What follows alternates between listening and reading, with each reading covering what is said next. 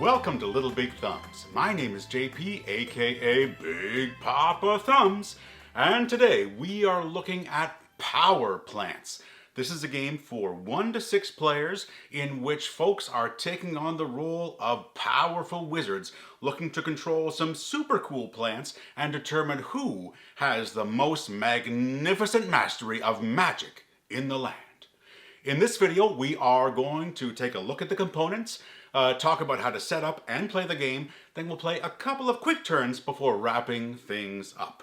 And with that being said, let's look at the table. All right, so here we are looking at the components of Power Plants. So we've got a variety of bits and pieces here, and before I go into them, I should say that this copy of the game that we have here is a prototype copy of Power Plants. And that means that a lot of these components are going to change in their size and shape, and maybe even some of the artwork as that campaign develops. I know in particular these tiles here, these patch tiles, are going to be changing shape in a dramatic way. And so just a heads up that this is not what the final copy of the game is going to look like. And now let's dive into the components. We've got our plant patches here. And right now there are 8 different plants to play in the game. We've also got the sprites, which look like all sorts of cool meeples right now, and I'm sure those are going to change shapes to actually be some sort of spritey type of token, but right now they're super cool little tiny meeples. We've also got this little token here, which is the wizard token. That'll show where the active wizard is in the game at any time. We've got gems here in denominations of 2, 5, and 10. We've got our many plant cards here as well. There are going to be several reference cards in the game, which run down the various abilities of the plants on one side, and on the other we've got the game's setup, how to play the game, how the game ends, as well as scoring at the very end. And that's it for components of Power Plants. And so now let's dive into how to set up the game. In a game of Power Plants, we're only going to be using 5 of the available plants. So we're just going to take 3 out here and we'll set those aside. And now that we have our 5 plant cards selected, we're going to organize them and just making sure that the icons in the top left corner are arranged so that the morning cards are above the afternoon cards, and the afternoon cards are above the evening cards. We're then going to remove the tiles that we are not using in the game, and we'll also be removing the highest numbered tiles from each stack we are using based on player count. So the 7s and 8s are removed in a 2-player game, just the 8s are removed in a 3-player game, and there are no tiles removed if we are playing with 4 or 5 players. From the tiles remaining, we're going to take the highest numbered tile from each stack, and we'll be using those for our initial board setup. The remaining tiles are all going to go into this included cloth bag. Those highest numbered tiles are going to be formed into a honeycomb pattern, which is our initial setup for the game. Players are now going to be choosing their preferred color to play as for their sprites, and for our game we are going to use the blue and the yellow sprites. From our canvas bag, each player is going to draw 2 tiles into their hand, and an additional 3 tiles will be drawn from the bag to create an exchange row. The sole purpose of the exchange row is so that if at any time in the game a player has 2 identical tiles in their hand, they can exchange one with one of the tiles in that exchange row so that they have 2 different tiles in their hand. So now that we've been through the components and the setup, I think we're finally ready to learn how to play the game. So the goal of Power Plants is to have the most points. And the way we're going to get points in the game is by acquiring these gems over here, by manipulating the garden and the patches and the fields, which we'll get to in a minute, to get some points. The way we're going to be making all of that happen is by placing our patches. So we've got these patches here. Let's say the yellow player is going to start the game. And so the yellow player is going to place one of these two tiles into the garden, and then we'll take advantage of the plant powers each turn. And a plant power is either taking advantage of the sprout action of the tile you've placed, or taking the grow actions of all of the adjacent tiles to the patch that was placed. So why don't we just, for our first turn of the game, we're going to eeny, meeny, miny, mo. Let's place this honey leaf plant here. And when we plant a patch, then we are always going to place the wizard token on that patch that was placed. So we know that this honey leaf patch was the tile played this turn. And so now I'm going to look. So I'm either, again, doing the sprout action for the honey leaf, or the grow action for the two adjacent tiles. In this case, it would be the tanglethorn and the honey leaf, and they would be in that order because it always goes top to bottom based on this row here. And so in this case, I think I'm going to take the sprout action for the honey leaf, which is adding 2 sprites to each patch next to the wizard that has 0 or 1 sprite. Both of these have 0, so 1 yellow sprite there, 1 yellow sprite there, and that is my turn. The turn ends by grabbing a tile from the bag, never from that row of 3 tiles there, always from the bag. We're going to double check to make sure we don't have 2 of the same, and then we'll put them back down. There is one other piece of information I should point out to you, and that is this little icon right here. Depending on which tile you place, you are potentially going to be adding one of your own sprites to the tile that you placed. Now this icon right here has a sort of a do not enter symbol, which means you do not place a sprite with either of these tiles, but the bottom 3 in this case does have this hexagon, this green hexagon with a cube in it, which does indicate that we are going to be adding a sprite. Now you notice we did play the honey leaf, which is a do not add sprite. That's the information you need to know. And now we're going to go over to the blue player.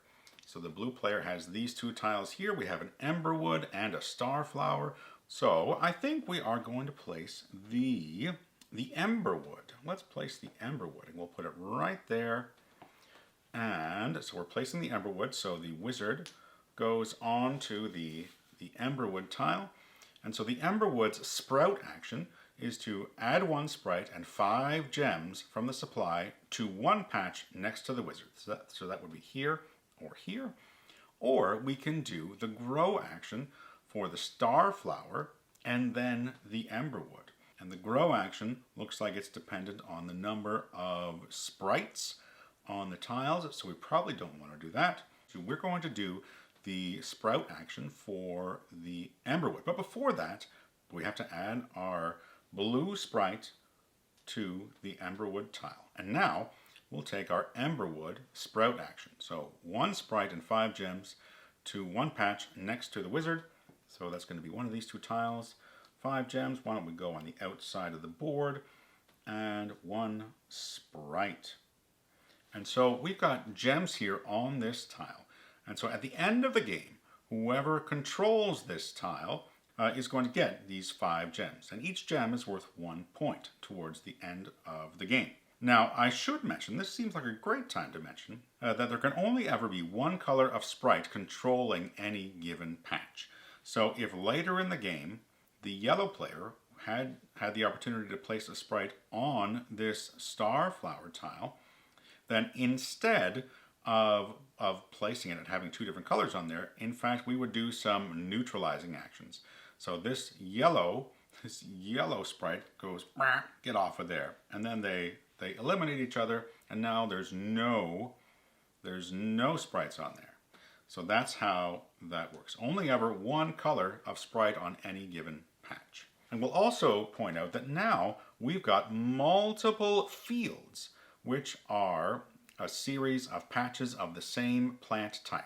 So we've got 2 honey leaves here, and we've got 2 emberwoods there. We'll talk about how that works with scoring in a little bit. The blue player has taken their turn, And so now we're going to grab another tile. Let's double check that we don't have doubles. Back to the yellow player. So yellow player is either going to place the honey leaf or the tanglethorn, which we have not seen yet. So why don't we do some tanglethorn action? And so we'll put the tanglethorn in here. The wizard moves over there. Tanglethorn is a no sprite zone, so we don't place a sprite onto that tile. And so now we decide whether we are going to do the sprout action for the tanglethorn or the grow action for all three of these tiles. And so in this case, if I did the grow action, we'd be doing the tanglethorn, followed by the two emberwood grow actions. I think we're going to do the grow action. Add one sprite to the wizard's patch. So we do that, one sprite onto that tanglethorn. Now we move down to the two emberwoods, and I can activate these two emberwoods in any order I see fit. So add 2 gems from the supply to one patch next to the growing emberwood. So we're going to say this is the growing emberwood on this first turn. So 2 gems are going to go into any of these 6 places here. And so I think it would make sense to put it, boop, into the spot where the yellow player already has control of a patch. And then we're going to do this one. So another 2 gems are going to go out into one of these 3 tiles. And I think, again, it probably makes sense to put them down where the yellow player has control. And so that is 1, 2, 3 grow actions. So that's the end of the yellow player's turn. Now we're going to go back to the blue player. So the blue player we have an emberwood and we have a starflower. And I think this might be a good opportunity to see the starflower in action. So we're going to put the starflower. Ooh boy, I think we'll put it over here so we can expand that starflower field here. And so the wizard moves over. Starflower does get a free sprite on there. And now we decide whether we're going to take the starflower sprout action, which is to gain 1 gem from the supply for each sprite in the patches next to the wizard. That would be 1, 2 sprites in this case, because there are 2 sprites next to the wizard. Or we can do a starflower grow action followed by an emberwood grow action. I think we're going to do the grow action. First, the starflower grow action. So we're gaining 1 gem from the supply for each patch next to the wizard that has at least 1 sprite. So both of these are going to get 1 gem. So the blue player is getting 2 gems for those 2 tiles, and those go into their supply rather than going onto the tile. And then we go down to the emberwood grow action. So add 2 gems from the supply to 1 patch next to the growing emberwood. So another 2 gems. So we can either put that there where we've already got 5. Oh, no, next to the growing emberwood. So this is the growing emberwood. So we're going here, here, or here. And so we've got control over here, so it probably doesn't make sense to go over there. So I'm going to put those 2 right there where the wizard and the blue sprite already is.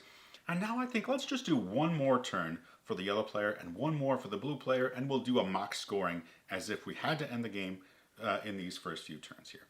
So the yellow player has these 2 options here, a tanglethorn or a honeyleaf. And I think it's probably advantageous for the yellow player to go here. So the wizard moves.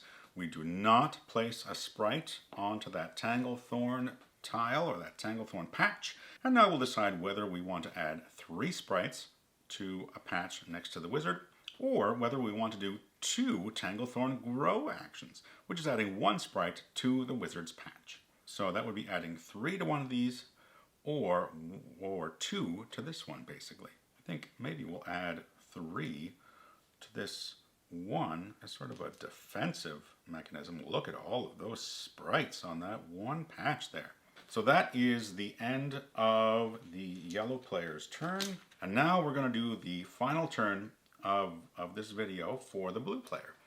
So we've got a Fright Shade and an Emberwood. We haven't seen Fright Shade in action yet, so maybe we'll do that.